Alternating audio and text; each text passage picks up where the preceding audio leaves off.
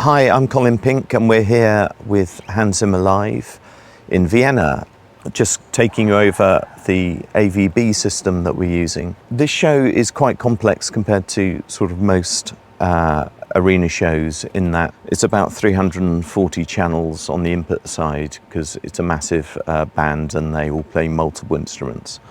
So to make things more coherent, mainly for the front rows, but also for the sides where things can get slightly mono and not as exciting as they could.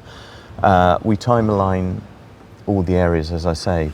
In this instance, I use the Digico's T software, which has a built-in delay matrix. The solo strings position here, front fill 1 has 18 milliseconds on it. Front fill 8 has 36, for example. So we are basically time aligning each speaker in the rig to each area on the stage, which is an old theatre trick really, but there aren't, in fact I don't know anyone apart from us who do that in arenas for music shows. And it really helps the positional panning and makes things a lot less confusing to the audience.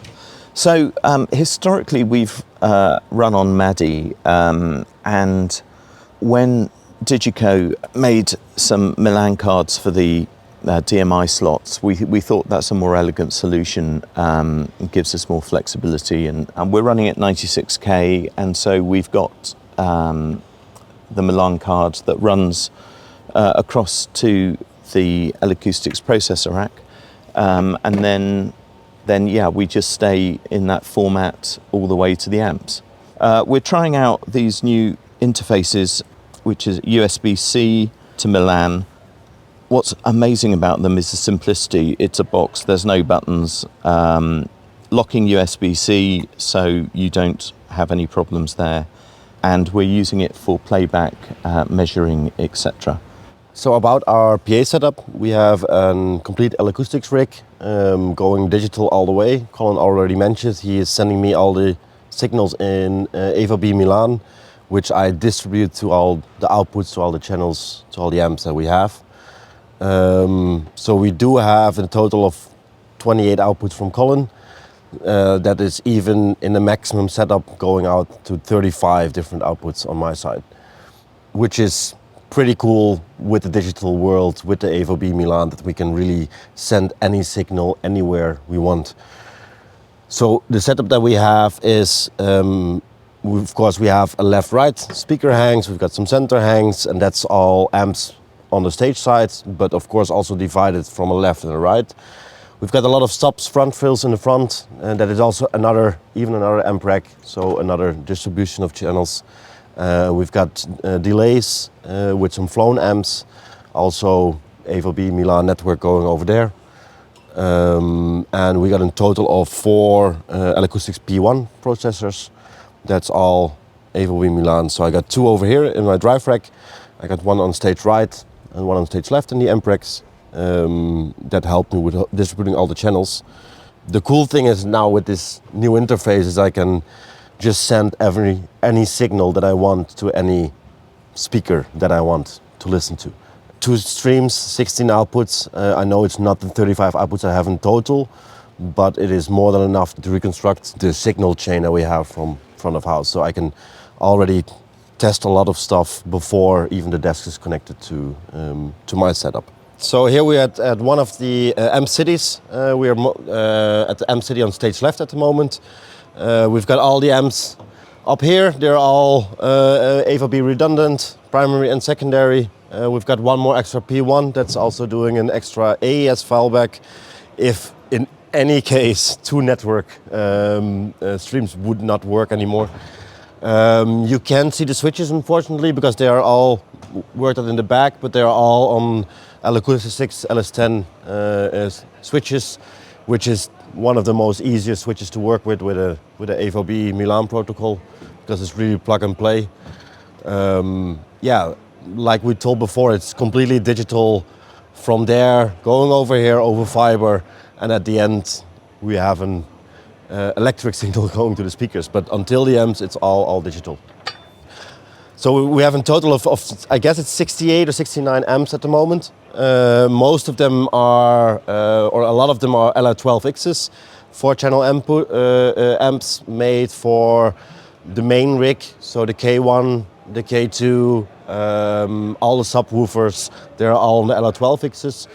Then all the other speakers that we have, so that all the side hangs is L2 at the moment. That's why we have the LA 7.16 amps. These are needed for this kind of speakers.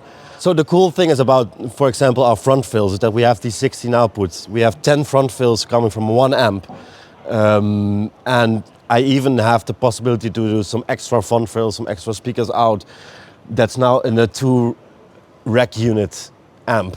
The thing is, if I want to do it analog or on AES-3, then we would need a lot of extra signal cabling. And with this whole network that is super stable, which is redundant primary and secondary, I never had any problems with a redundant network like this. Here in this setup, I think you have 2 of these amp cities, right?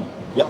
One left, one right, yeah. And then there's also some amps flown. Yeah, we have some amp flown for the delays, and we got another amp rack underneath the stage for subs and front fills. I'm getting 2 fibers over here, so it's just a dual con, 2 dual cons, primary, secondary, to here.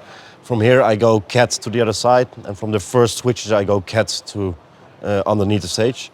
So it's at the end, I would say I got maximum of 3 to 4 hops before I reach an amp. The main advantage, it's super easy, it's super stable, and the fixed latency. So also that this fixed latency, I don't have to worry about, oh, what is going to happen? Is my buffer size enough? Is there chaining some networks? What will happen with my latency? It's just always the same, it's always steady. Well, it is. That's the cool thing even with the switches. The switches don't need to have an IP address to work. It is really, especially with the LS10s, that's why I like them a lot. It's just plug and play. It's just... The big issue has always been, IP addressing and bandwidth limitations, and as soon as you can get rid of that, just because things have unique MAC addresses, it cuts out the kind of fear, because you don't need to plug things in a certain way. Yeah. You just know if you plug something in, it will talk to the other thing that's plugged in. Yeah. And that's actually, I think, going to be a bigger game changer than a lot of people think. Yeah. Do you actually think it's realistic? Because often there's that vision propagated to say all different tasks like lighting, video, all can coexist on the same network. Is that really something you would aim for from a user perspective? Or? It is 100% interesting. Let's say you're doing a theater show, a one-trailer production, when there's only one multi-car going to the front of house. Definitely. In a complex setup or a big setup like this, keep it separated. It's more relevant when the show is smaller than on the big one. Yeah. But easily there are also a lot of switch where you can say, hey, you got the ArtNet, you got MANet, you got AVB, you got comms, everything on the same switch. That is definitely possible with all the different layering you can make in all these switches. And I think it's down to single points of failures as well. I'm all for keeping things as separate as possible, just so that I know we all use loops and main and backups, but it's keeping different departments separate. I think is useful where you can, because if one person has a problem, then they can fault find and it doesn't affect other people. But when you get a small show where truck space is the issue, then absolutely it's great to be able to put things together. Sometimes there's rumors that, let's say, skilled ears can hear a difference between Madi and Milan. That's something you could confirm? So the differences between AVB, MADI, etc., it's really difficult to tell in a live environment, because the acoustics of the rooms vary so much, and it's difficult to know what's actually affecting the sound. But from A-Bing things a little bit, I would say that the top end is much more open on AVB Milan than MADI. I'm sure you can tell me scientifically if that's the case.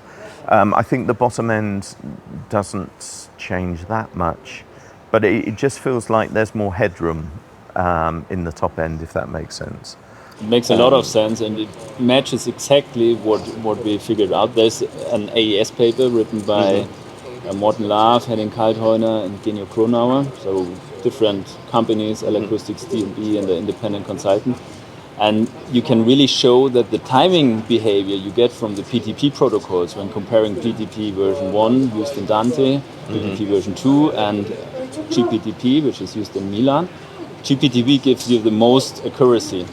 And now when you're feeding line arrays and you have timing variation there, that exactly gives you that effect that you can get filter effects and the higher frequencies. Where you can really, and that happens under loaded network conditions. So it's typically that short traffic burst, and then it could be described like an effect in an open air situation caused by wind.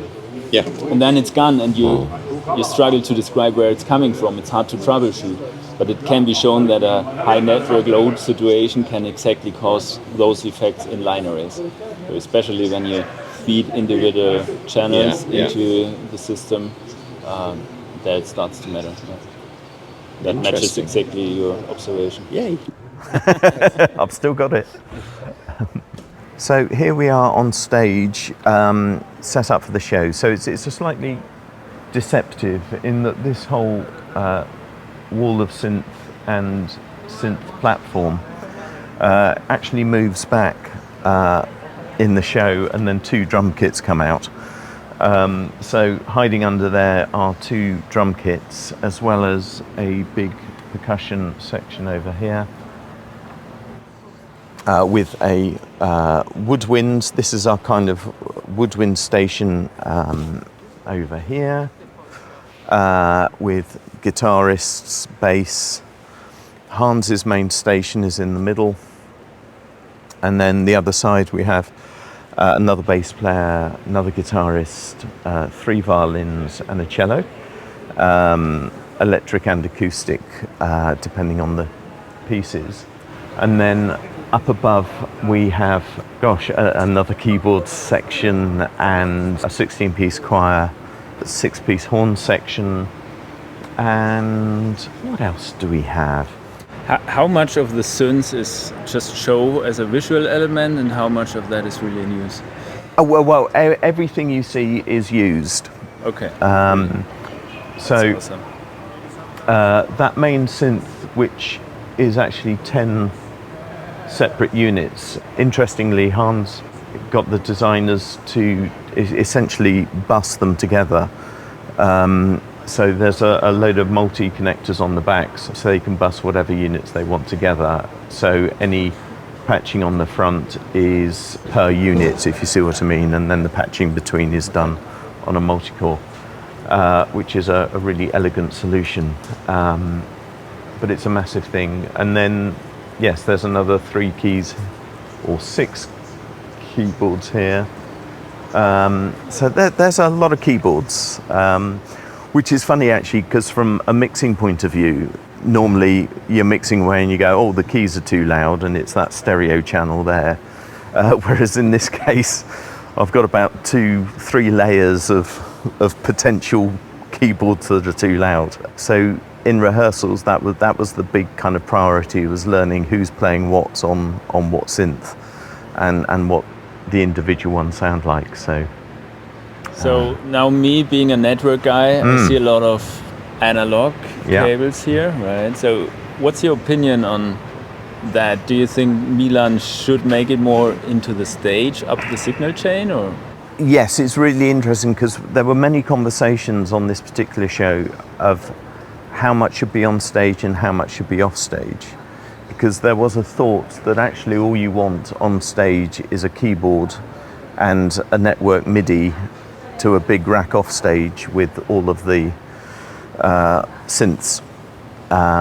Obviously that works in the digital world, analog slightly harder, and we've got a hybrid, and we've sort of ended up with a hybrid approach. I think Milan on stage actually is a way forward, because a lot of the keyboards are controlling, laptops running whatever synth they happen to be. There's a few options, but most of them are actually running through Cubase, and the Cubase sessions are actually following the time code from our playback.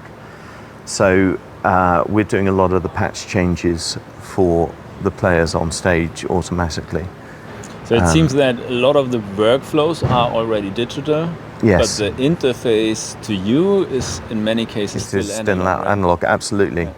There is a lot of synth stuff off stage which is running digitally, but I think in a few years I think it will go much further that way. Again, it depends on who's playing, etc.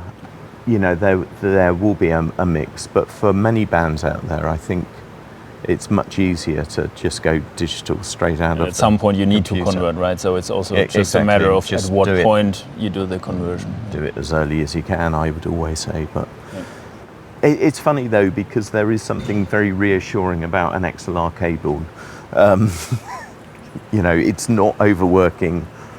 If it gets chopped in half, you lose one thing. But again, if you can put in redundancy on the networks, then that problem goes away. Yeah. But it's definitely interesting time. See, what I really want is Milan out of the microphones. Yeah. Are you still recording? That's the ultimate vision. And we think a lot about things like turning the DI box into a network device, or if you see those sub-snakes with like 8, probably 16 channels there, why not doing the conversion there instead of having these multi-cores in between, right? Completely.